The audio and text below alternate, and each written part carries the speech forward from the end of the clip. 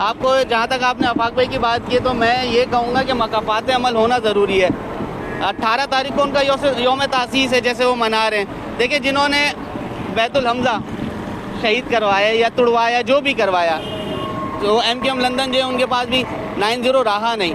तो मैं ये चाहता हूँ कि इत्तेहाद करें आपस में। ये जो दो क्या कहते हैं ज़बानी नज़रिए, कौमी नज़रिए, दो ज़बानी नज़रिए जो चल रहे हैं ना इस मुल्क के अंदर, इस शहर के अंदर, इसको ख़त्म करें, आपस में इत्तेफाक करें। हमारे मसाइल बहुत ज़्यादा हैं। देखिए, अब पाक फ़ौज की बात है, पाक फ़ौज क्या क्या करे, आपके बच्चों को भी संभाले, सिक्योरिटी भी दे, सारी चीज़ें के। आप MPA बनते हैं, MNA, काउंसलर, सारी चीज़ें आप लोग बनते हैं, उसके बावजूद भी सारी चीज़ों को मैनेज करने की जिम्मेदारी आप पाक फ़ौज पर डालें। भाई, वो आपको सिक्योरिटी फराहम कर रहे हैं, बॉर्डर्स पे कर रहे हैं, अपने बीवी बच्चों को छोड़ के सारी चीज़ों के अंदर वो आपको एक्टिव नज़र आ रहे हैं। मैं ये चाहता हूँ कि, बल्कि मैं क्या चाहता हूँ, रिक्वेस्ट करूँगा मैं कि आज के बाद देखें, एक 2009 के अंदर बम ब्लास्ट हुआ MA जीना रोड के ऊपर, इमाम बारगाह के ऊपर। वो बंदा जब ट्रेस हुआ तो पता चला मूसा कॉलोनी के अंदर से उसकी शनाख्त हुई कि वो मूसा कॉलोनी में कुछ महीने से रह रहा था।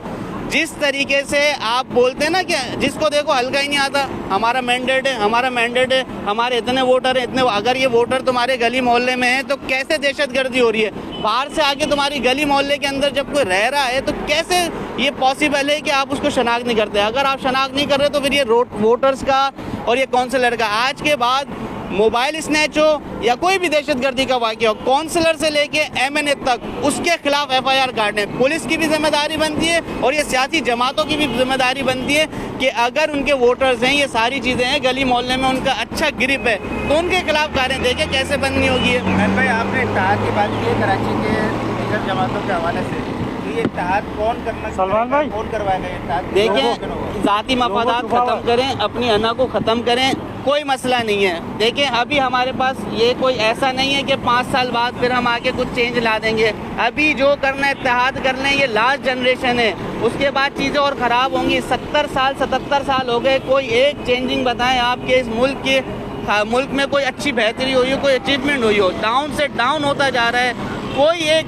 बंदा इस बात पे आने को तैयार नहीं है। जिसको देखो सियासत चमका रहा है, जिसको देखो नोट गरम कर रहा है, जेबें भर रहा है और बस जा रहा है। ऐसा लग रहा है आप आफाक अहमद के मौक़िफ़ की जो है वो हिमायत कर रहे हैं। उन्होंने एक मौक़िफ़ ये भी इख्तियार किया है कि सफ़ेद कपड़ा खरीद ले, तो आपने भी 1-1 मीटर सफ़ेद कपड़ा अपने कारकुनों? नहीं, मैंने नहीं दिया ना, मैं उनकी हिमायत कर रहा हूँ। देखिए, मैं आपकी बात को सेकंड कर रहा हूँ। जहाँ इत्तेहाद की बात हो रही है, देखें, हमने बहुत सारी चीज़ें ऐसी की हैं जो कि ख़राबी की तरफ चली गई। हमारे पास, हमारी जो शहर की एक बड़ी सियासी जमात है, उसके पास एक इक़्तिदार रहा।